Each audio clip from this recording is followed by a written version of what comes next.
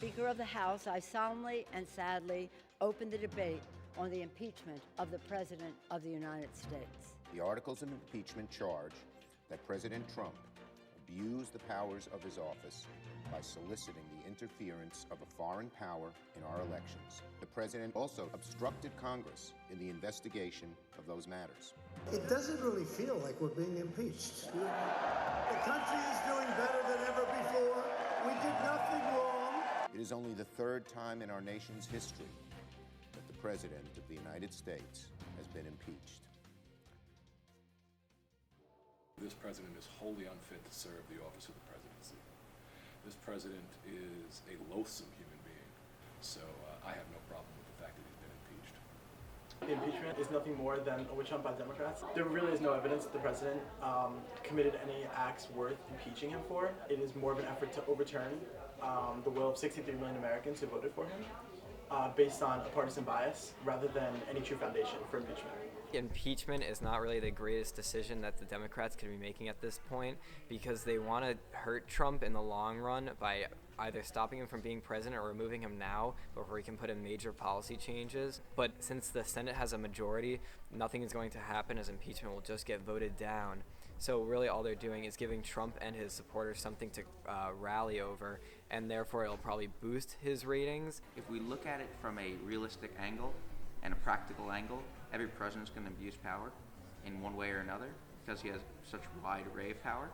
Every sort of minor infringement of power is not grounds for impeachment. From a Democratic point of view, it is good to see President Trump being impeached for personal reasons. I mean, I just don't like him as a person, I guess, but it does, the whole impeachment inquiry is a bit late in his presidency, and I think it's bringing more positive attention to him than it is negative. They're holding back the articles now and not even giving it to the Senate so that they can't even promote their side of the argument. The judges that they had testify on Capitol Hill, there were 3 that they picked from Harvard and only 1 Republican won. And that's kind of the way the whole proceeding has gone. So the House had their chance to promote their opinion, but they're now effectively denying the Senate from giving their opinion if they hold the articles back. And that shows that it's truly for political reasons and not for the good of the country, because they would let everything come out.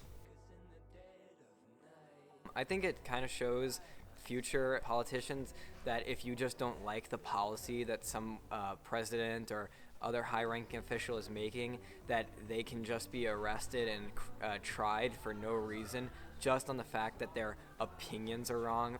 Well, the precedent set for impeachment is unfortunately now that's gone from a bipartisan process where we can have discussions about the criminal actions and abuse of power by a president. Unfortunately, it's gone to a partisan political tool now, and I'm concerned that every sort of minor infringement made by the chief executive in the future will be grounds for impeachment if the other party controls the House. So I'm afraid this sets a really bad precedent for discourse in our country. I think the important precedent that any impeachment should set is that any person in the United States, including the person who holds the highest office, is held to the letter of the law, that they're not above the law. So I think ultimately that is the precedent of impeachment.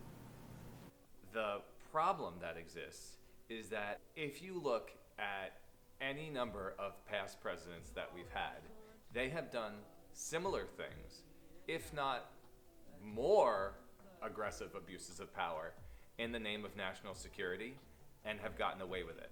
But because it's Trump, and because they're always looking for that gotcha moment, all of a sudden it's like, oh, the Constitution is being thrown away. There are many, many, many things that they could have used this precedence for and didn't, because they didn't hate them as much as they hate him.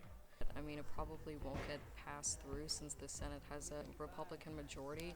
So I think it just shows how stuff like this, it can kind of waste time in a perspective. So here's what this thing did. It fundamentally de-established impeachment as an effective measure against the president. What's happened now after the House impeaches is there's nothing else that can be done.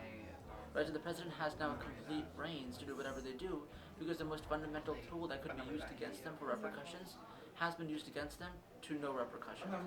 So in the future, the weight of the impeachment process is going to significantly decrease as a tool against presidents. if anything, it polarizes the electorate a little bit more and nationalizes the election. And I think if you look at the congressional districts that Donald Trump won in 2016 that voted for Democratic congressional candidates in 2018, there were 31 of them. I think you could see a significant swing back towards the Republicans if the election becomes a referendum on Trump. I think it's definitely going to push it in the favor of Trump.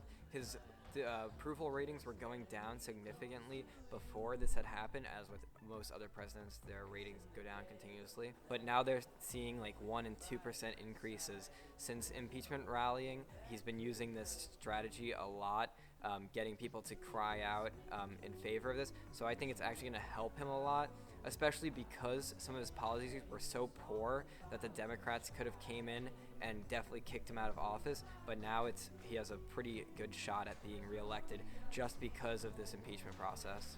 The only historical precedent that we have really is the Clinton impeachment. And certainly, I know Democrats are concerned because it seemed that the Clinton impeachment backfired on the Republican Party.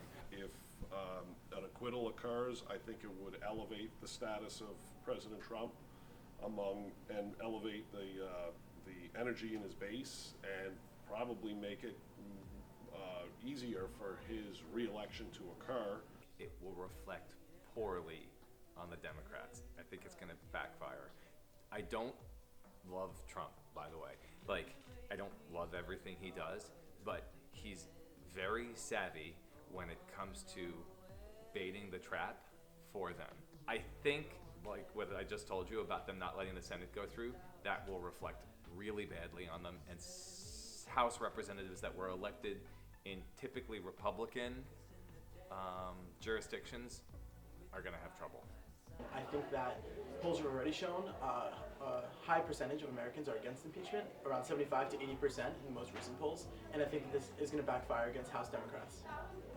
I don't believe Joe Biden's going to get the Democratic nomination. I think as it moves on, I don't believe he will. That remains to be seen. I think the Republican Party, and including President Trump, will use the issue of Joe Biden and his son as an effort to try to spin Joe Biden as a corrupt individual who used his office to help his son profit, etc. This president is one of the most morally bankrupt and corrupt presidents we've ever had in our history. And so his efforts to attack Joe Biden as being corrupt for helping his son get a job or something along those lines is merely just a projection of his own internal